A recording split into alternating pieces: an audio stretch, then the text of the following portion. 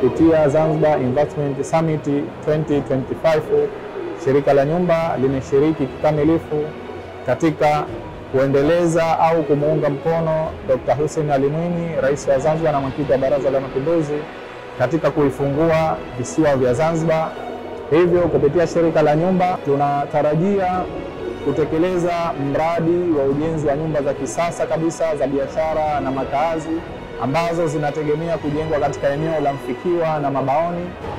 Tutakuwa na nyumba za vyumba viwili, pia tutakuwa na nyumba za vyumba vitatu. Mradi ambao upo mkabala na ofisi za mahakama, wanapojenga ofisi za mahakama kuelekea airport Pemba.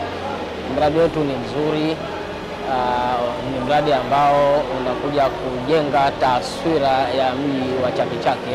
Kwa hiyo ni fursa kwetu, na ningetoa wito pia kwa watu itakapokuwa tayari tuzitumie.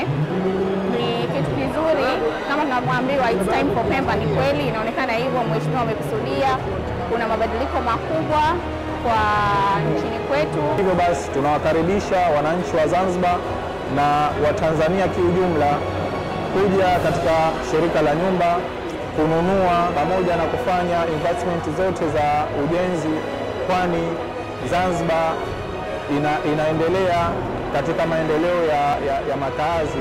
Kwanza tunapongeza juhudi za Mheshimiwa Rais katika kuboresha makazi ambayo yanawagusa wanajamii, lakini pia yanawagusa wafanyakazi.